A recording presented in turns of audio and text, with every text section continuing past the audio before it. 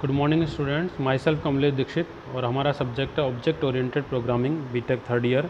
और आज का हमारा लेक्चर नंबर है 7। आज हमारा टॉपिक है एरे ऑफ ऑब्जेक्ट्स। जैसा कि आप सी जो लैंग्वेज है उसके अंदर पिछले सेमेस्टर में आप पढ़ चुके हैं कि एरे क्या होता है। एरे क्या होता है? Array is a collection of same data type values. एक ही तरीके की डेटा टाइप की वैल्यूज़ का कलेक्शन होता है। अब ये तो हम जब बात करते हैं जब किसी भी वेरिएबल के हम एरे बनाते हैं और उसके अंदर हम वैल्यूज़ को इंसर्ट करते हैं, यानी जैसा कि हमें किसी कैरेक्टर का एरे बनाना है तो स्ट्रिंग में कन्वर्ट हो जाता है। किसी इंटीजर के अगर वैल्यूज़ बनानी है 10 वैल्यू 15 वैल्यू, अगर हमें काउंटिंग वगैरह प्रिंट करनी है, हमें टेबल्स वगैरह प्रिंट करनी है तो हम क्या करते हैं? एरे का यूज़ करते हैं। अगर हमें मैट्रिक्स की वैल्यूज़ प्रिंट करनी है तो हम 2D एरे का यूज़ करते हैं। लेकिन यहाँ पे हम बात कर रहे हैं C++ की, और C++ के अंदर जो ऑब्जेक्ट होता है उसका एरे कन्वर्ट करने की। जैसा कि अभी पिछले वीडियोस जो लेक्चर्स है उसमें मैं आपको बता चुका हूँ कि ऑब्जेक्ट्स क्या होता है। सी जो भी कोई भी क्लास होती है उसका किसी भी पर्टिकुलर टाइम पे एक इंस्टेंस होता है, यानी कि उसके जो सारे फीचर्स, मेथड्स और फंक्शंस वगैरह होते हैं उनको एक्सेस या एट्रीब्यूट्स वगैरह होते हैं उनको एक्सेस करने के काम में आता है। तो एक बार अगर मैंने कोई ऑब्जेक्ट बना दिया तो एक बार में एक ही वैल्यू लेता है। कि जैसे मैंने कि कोई भी मैंने प्रोग्राम लिया, उसका मैंने ऑब्जेक्ट बनाया, तो अगर मैं उसके अंदर वैल्यूज असाइन करता हूँ तो एक बार में एक वैल्यू करता है। अगर मैंने उसको कोई दूसरी वैल्यू असाइन करी तो पिछले वाली रिप्लेस हो जाएगी और उसकी जगह नई वैल्यू अपडेट हो जाती है। तो ये एज ए वेरिएबल की तरह ही काम कर रहा है पुराने जो वेरिएबल, कि इसमें एक बार में हम एक वेरिएबल को एक बार में एक ही वैल्यू दे रहे हैं। अब अगर हम उस ऑब्जेक्ट के अंदर हम मल्टीपल वैल्यूज़ देना चाहें, ज़्यादा वैल्यूज़ को देना चाहें, तो वो हम कैसे दे सकते हैं? मल्टीपल वैल्यूज़ देने के लिए क्या करते हैं हम कि एक से ज़्यादा उसका जो होता है ऑब्जेक्ट का हम एरे क्रिएट कर देते हैं। तो एरे क्या होता है कि एक से ज़्यादा वैल्यूज़ को रख सकता है, सेम टाइप की डेटा टाइप को एक से ज़्यादा वैल्यूज़ को रख सकता है। तो हम क्या करते हैं कि अब देखते हैं कि हम किस तरीके से जो ऑब्जेक्ट्स होता है C++ के अंदर उसका हम एरे कैसे क्रिएट करते हैं। तो देखते हैं, an object of class represents a single record in memory. If we want more than one record of class type, we have to create an array of class or object. As we know, an array is a collection of similar data type. Therefore, an array can be a collection of class type. यानी कि किसी भी class के type का collection भी कर सकता है। सिंटैक्स क्या होगा? सबसे पहले वही क्लास का नाम आएगा, जो भी वेरिएबल्स हमको डिक्लेयर करना है, जो भी मेथड्स हमको डिक्लेयर करना है कर देंगे। बस चेंज कहाँ करना है हमें? यहाँ पे क्लास का नेम। जब ऑब्जेक्ट डिक्लेयर करते हैं तो इस बार हम क्या करते थे, हम पहले क्लास का नेम आता था यहाँ पे और उसका हम ऑब्जेक्ट डिक्लेयर करते थे OBJ, और ये ऐसे कर देते थे बस, यानी कि एक एग्जेक्ट हम देते थे सिर्फ एक। अब इस बार हम क्या कर रहे हैं कि सिर्फ एक ना दे के हम उसका क्या कर देते हैं कि उसकी साइज़ डिफ़ाइन कर रहे हैं। तो साइज़ डिफ़ाइन करने से क्या होगा? मल्टीपल वैल्यूज़ को स्टोर अपने अंदर कर सकता है। देखते हम कैसे करता है, एक एग्जांपल के थ्रू इसको मैं एक्सप्लेन कर लेते हैं। वही हमारी हेडर फाइल्स iostream.h और console input output .h। Class जो कीवर्ड हमने यूज में लिया और हमारी क्लास का नाम हमने क्या रख दिया? एम्प्लॉय। ये हमने वेरिएबल डिक्लेयर किया ID इंटीजर टाइप का। फिर हमने डिक्लेयर किया क्या किया? कैरेक्टर नेम, उसको नेम दे दिया हमने, कैरेक्टर टाइप का एरे है ये फिर एक वेरिएबल हो गया, फिर से इंटीजर टाइप का एक लॉन्ग टाइप का वेरिएबल हो गया। अब आप एक चीज़ इसमें गौर कर रहे हैं कि मैंने यहाँ पे इसका जो क्या बोलते हैं एक्सेस स्पेसिफायर, जो कि मैंने अभी पिछले क्लास में जो पिछला लेक्चर मेरा था जिस एक्सेस स्पेसिफायर के ऊपर, वो मैंने नहीं लिखा यहाँ पे। ना ही तो मैंने यहाँ पब्लिक लिखा है,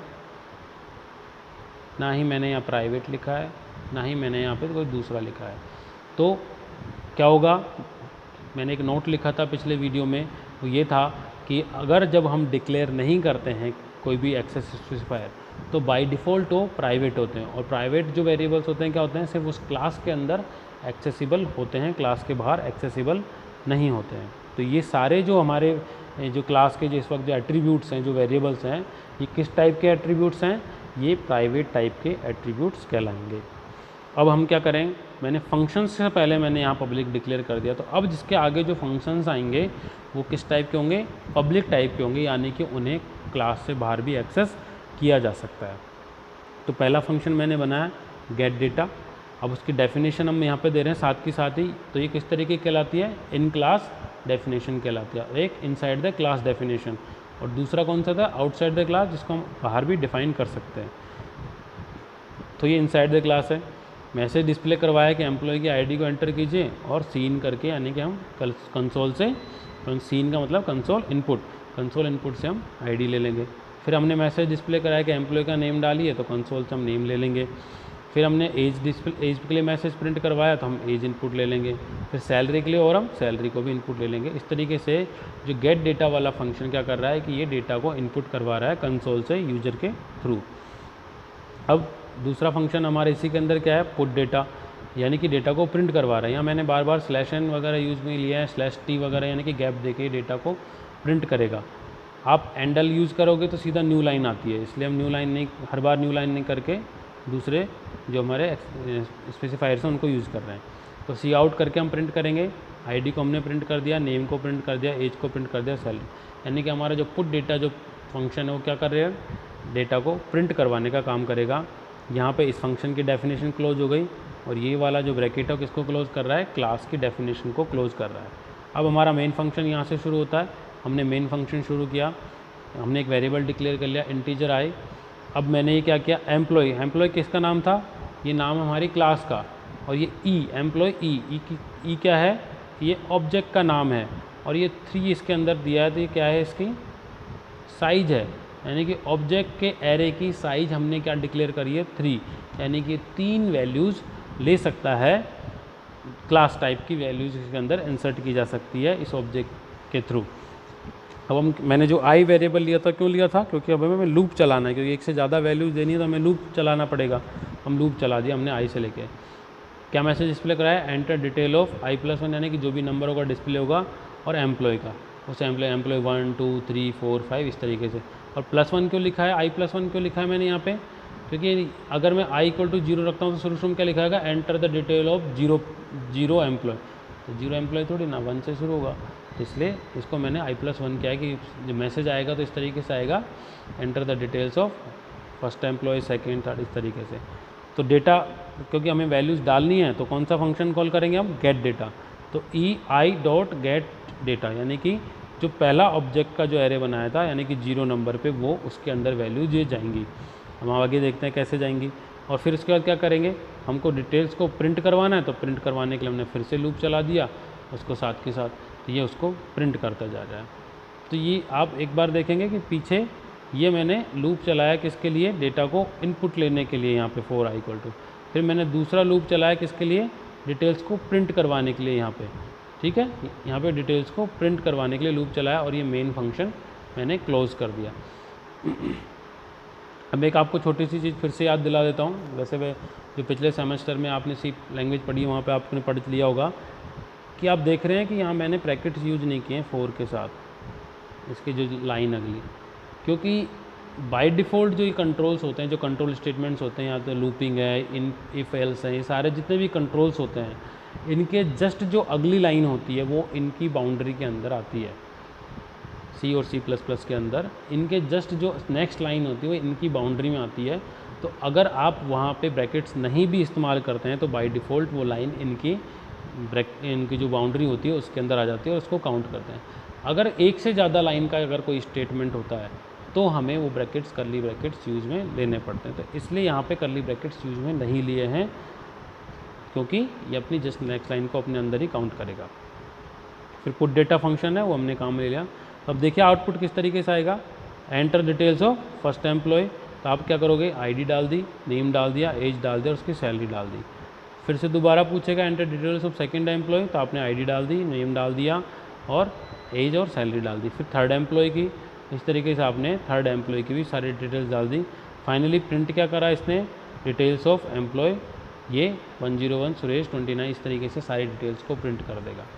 तो ये हमारा जो ऑब्जेक्ट था C++ का, कि क्लास के जो ऑब्जेक्ट हम किस तरीके से क्रिएट कर सकते हैं, उसका एरे कैसे बना सकते हैं, वो हमने देखा कि एरे से हमारा क्या हुआ कि हम एक ही जो ऑब्जेक्ट है उसके अंदर हमने 3 वैल्यूज़ को इंसर्ट किया। हम बहुत सारी वैल्यूज़ को कर सकते हैं, जो भी हम साइज़ देना चाहें वो हम दे सकते हैं एरे की। जितनी बड़ी हम साइज़ देंगे वो हम उसके अंदर जितनी भी, जैसे 10 15 20 100 जितनी भी हम वैल्यूज़ डालना चाहें उसके अंदर हम इंसर्ट कर सकते हैं। तो ये एक ही टाइप की मल्टीपल वैल्यूज़ को इंसर्ट करवा सकता है। क्लास टाइप की जो भी वेरिएबल्स उसके अंदर डिक्लेयर होंगे उनको ये यूज़ कर सकता है। तो इससे हमारा बेनिफिट क्या हो जाता है बेनिफिट ये हो जाता है कि हमको मल्टीपल ऑब्जेक्ट्स डिक्लेयर करने, जैसे अभी यही सेम एग्जांपल हम ले लें, अगर हमें इसके अंदर वैल्यूज़ हमें पुट करनी है तो क्या करना पड़ेगा, हमें 3 ऑब्जेक्ट बनाने पड़ेंगे 1 2 3, फिर तीनों के अंदर हमको बार बार प्रिंट करना पड़ेगा। यहाँ हमने लूप लगा के इस पर लिख दिया, लेकिन वहाँ पे हम लूप भी नहीं लगा सकते, हमें क्या करना पड़ेगा, सबसे पहले मैं आपको दिखा देता हूँ कि गेट डेटा वाले के अंदर हमें क्या करना पड़ेगा। ये गेट डेटा वाला जो फंक्शन है, यहाँ पे हमने जो वैल्यूज़ ली है इसकी, यहाँ पे ये वाली ei.getData, तो ये इसके अंदर होता क्या है कि यहाँ लूप चला के लिया है, लेकिन हमको फिर क्या करना पड़ता, बार बार लिखना पड़ता object1.getData, और फिर वो क्या करता, सारे के अंदर हमको वैल्यू डालनी पड़ती, फिर हमको दोबारा कॉल करना पड़ता फंक्शन को object2.getData, फिर वो फिर से कॉल करता, लेकिन फिर उसके अंदर हमको अंदर चीज़ें चेंज करनी पड़ती है, वहाँ पे भी इन्फॉर्मेशंस को बदलना पड़ता है कि क्या इन्फॉर्मेशन आप प्रिंट करवाना चाहते हैं। तो इस तरीके से हमको लाइन ऑफ कोड हमारे बढ़ जाते हैं, क्योंकि हम लूपिंग यूज में नहीं ले सकते फिर वहाँ पे, और हमारी जो कॉम्प्लेक्सिटी है प्रोग्राम की वो भी इंक्रीज हो जाती है। तो जो एरे ऑफ ऑब्जेक्ट है वो हमको हमारे ईज़ ऑफ प्रोग्रामिंग प्रोवाइड कराता है, हम मल्टीपल चीज़ें हम इंसर्ट कर सकते हैं एक बार उसका एरे क्रिएट करके। तो ये तो हो गया हमारा array of object in C++। अब जो हमारा नेक्स्ट टॉपिक है वो है रेफरेंसेस इन C++। रेफरेंसेस क्या होता है, तो रेफरेंसेस जो है when a variable is declared as a reference, अगर किसी भी वेरिएबल को एज ए रेफरेंस डिक्लेयर कर देते हैं तो it becomes an alternative name for an existing variable. तो ये क्या हो जाता है कि जो पहले से कोई वेरिएबल हमने डिक्लेयर किया हुआ है उसके लिए एक अल्टरनेटिव नाम की तरह काम करना शुरू कर दें, यानी कि अब अगर हमने जिसको हमने as a reference variable declare किया, अगर हम उसकी वैल्यू भी बदलते हैं तो वो जो पहले से डिक्लेयर वाला वेरिएबल है उसकी वैल्यू भी बदल जाएगी, या फिर हम जो पहले से डिक्लेयर वेरिएबल है उसकी वैल्यू को चेंज करते हैं बाद में, तो इस रेफरेंस वेरिएबल की वैल्यू भी चेंज हो जाएगी, यानी कि दोनों की वैल्यूज आपस में बदलती रहेंगी, एक दूसरे के ऊपर चेंजेबल हो जाएगी, डिपेंडेबल हो जाएगी। तो variable can be declared as a reference by putting m% in the declaration, यानी कि जो m% वाला साइन है ये वाला, ये लगा के किसी भी वेरिएबल के आगे हम उसको रेफरेंस ऑपरेटर में या रेफरेंस वेरिएबल के अंदर कन्वर्ट कर सकते हैं। तो ये काम किस तरीके से हम कर सकते हैं वो हम देखते हैं कि एग्जांपल से। हमने एडर फाइल ली, वही istream.h, हमने नेम स्पेस ले लिया, वॉइड मेन हमारा फंक्शन आ गया। यहाँ देखिए अब हमने एक वेरिएबल डिक्लेयर किया इंटीजर टाइप का, और उसकी वैल्यू कितनी कर दी हमने 10। इंटीजर टाइप का एक वेरिएबल डिक्लेयर किया और उसकी वैल्यू कितनी कर दी 10। अब हम इस x का रेफरेंस सेट करेंगे दूसरा, तो क्या किया मैंने, एक ref रेफरेंस नाम से एक वेरिएबल लिया, उसका टाइप क्या है इंटीजर, और उसको असाइन करके कर दिया x, लेकिन मैंने इस रेफरेंस के आगे क्या लगा दिया, m% साइन लगा दिया। अब जैसे ही मैंने इसके m% साइन लगा दिया यानी कि ये x को रेफरेंस करने लग गया, तो रेफरेंस इजे ref इजे रेफरेंस टू x, यानी कि रेफरेंस किसको करने लग गया, ये x जो वेरिएबल हमने डिक्लेयर किया था ये उसको रेफरेंस करने लग गया, कौन, ref जो वेरिएबल हमने डिक्लेयर किया है। अब हम क्या करते हैं कि हमने वैल्यू कितनी रखी थी x की, 10 रखी थी। अब हम क्या करा हमने कि वैल्यू ऑफ ना, इसको हम कैसे चेंज कर सकते हैं, अब मैंने ref की वैल्यू 20 कर दी। मैंने वैल्यू किसकी चेंज करी यहाँ पे, ref की वैल्यू, लेकिन चेंज किसकी हो जाएगी, साथ में x की वैल्यू भी चेंज हो जाएगी। यानी कि इस प्रेजेंट टाइम में अगर मैं ref और x दोनों को प्रिंट करवाता हूँ तो दोनों की वैल्यू 2020 प्रिंट हो गई।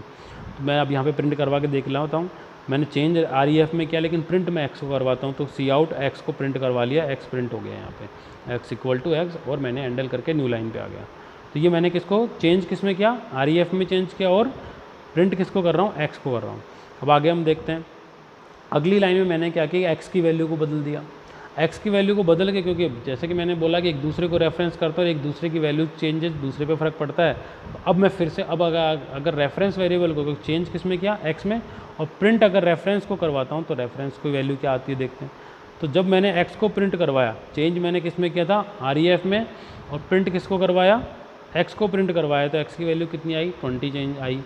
और जब मैंने x के अंदर चेंज किया और प्रिंट रेफरेंस को करवाया तो ref की वैल्यू कितनी आई, 30 आई। यानी कि आपको रेफरेंस वेरिएबल से हमको क्या समझ में आता है कि जब भी किसी वेरिएबल का रेफरेंस वेरिएबल बना दिया जाता है तो वो एक दूसरे के ऊपर डिपेंडेंट हो जाते हैं, और अगर किसी भी वेरिएबल के अंदर कोई भी चेंजेज किया जाता है तो वो चेंजेज पुराने वाले वेरिएबल के अंदर भी या फिर नए वाले वेरिएबल के अंदर भी इफेक्ट डालते हैं। तो ये रेफरेंसिंग कहलाती है सी लैंग्वेज के अंदर, C++ प्रोग्रामिंग में। इसका यूज़ क्या होता है, इसका सिर्फ यूज़ ये होता है कि हम वेरिएबल का नाम अगर बाद में बदलना चाहें तो उस वेरिएबल का नाम बदल सकते हैं और बदले हुए नाम में हम उसको यूज में कर सकते हैं, उसकी वैल्यूज़ को हम चेंज वगैरह हम कर सकते हैं। तो रेफरेंस हमारा इस तरीके से वर्क करता है। तो आज हमने जो 2 टॉपिक देखे, एक तो किस तरीके से C++ के अंदर ऑब्जेक्ट जो होते हैं उसका हम एरे कैसे क्रिएट कर सकते हैं, दूसरा कि रेफरेंस क्या होता है सी लैंग्वेज के अंदर। ये 2 टॉपिक्स आज हमने कंसिडर किए। अब जो नेक्स्ट टॉपिक्स हमारे हैं वो नेक्स्ट लेक्चर्स के अंदर हम कंसिडर करेंगे। आप इन टॉपिक्स को पढ़िए, किताब से पढ़िए, देखिए, अगर ये जो एग्जांपल्स मैंने दिए वो देखिए, आप दूसरे और एग्जांपल्स भी देखिए, और अगर आपको फिर भी कुछ समझ में नहीं आता है तो आप कमेंट बॉक्स में मुझे लिख करके बता सकते हैं। मैं आपको इस पर वीडियो बना के या फिर किसी भी तरीके से मैं आपको एक्सप्लेन कर दूंगा जो भी आपकी प्रॉब्लम है। Thank you.